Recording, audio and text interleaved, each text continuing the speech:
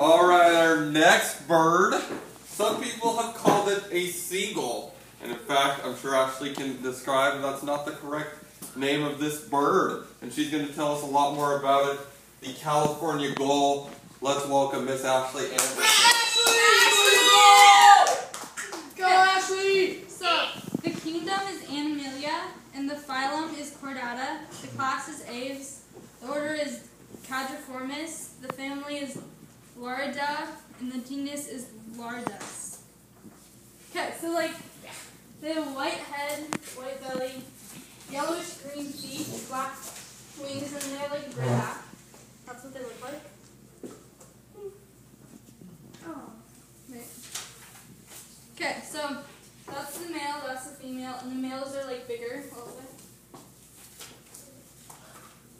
Okay, and then they go right there in the winter, and that's where they live, and that's the distribution of them. Okay, so they live in lakes, large farmlands, garbage dumps, and parking lot, and most of all beaches. And if you wanted to see them in Washington, you could go to Seaside or Ocean Shores.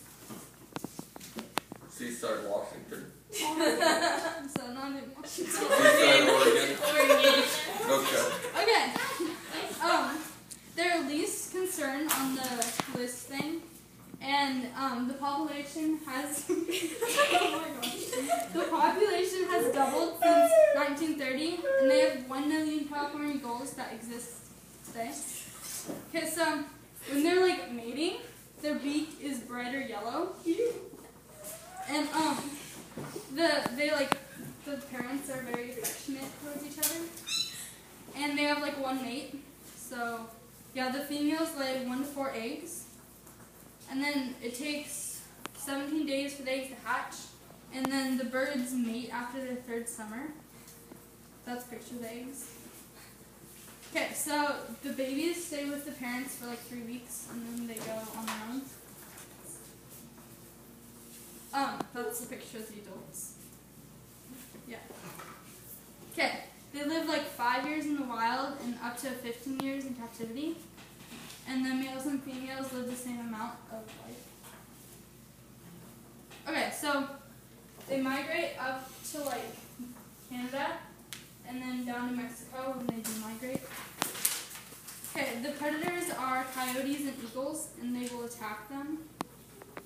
And the California gull will leave you alone unless you have food, and they'll come and take your food. Okay, so California gulls are one of the only birds that can drink saltwater and freshwater because they flush the salt out of their beak. So, and then, okay, so this is what they sound like.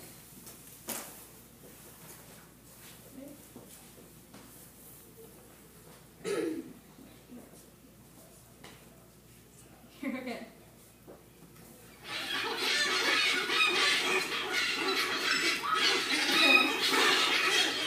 That's one of their calls. Another one of their calls is this.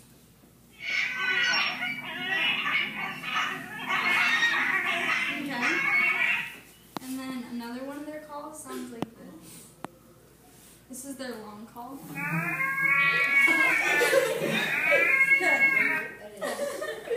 Okay, so they eat flies, and this is how they eat flies. They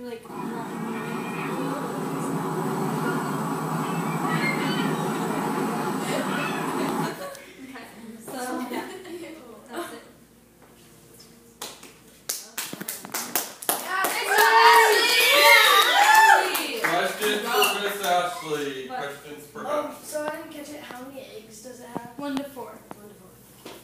Thank you. Let's see. Did I miss, was there a slide on diet somewhere? Did I miss that one? On what they eat?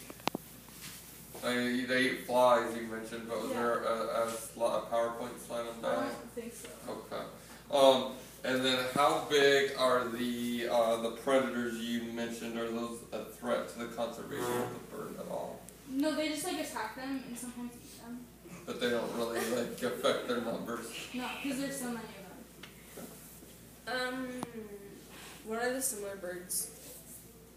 I have a slide for that. Oh It's yeah, the that's very a good beginning. question. Very first slide. Click on the P down low, the orange P, Oh, right there. Yep. and then go up to number 1. It was right there. So, on Maddie's question there, so if you were on the whale watch trip tomorrow, how would you know a California gull from a western gull They or a have red belt a gull? red thingy on their beak, a red dot. So what's the other predator other than a coyote? An eagle.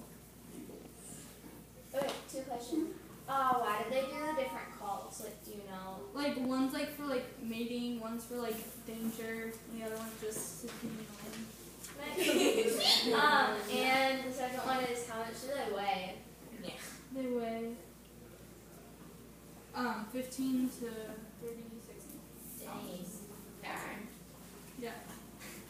So the sea lions and the seals, they don't really mess with them at all? They're not predators at all? Orcas, do they mess with them? I don't. Alright, let's give it up for Ashley. Yeah!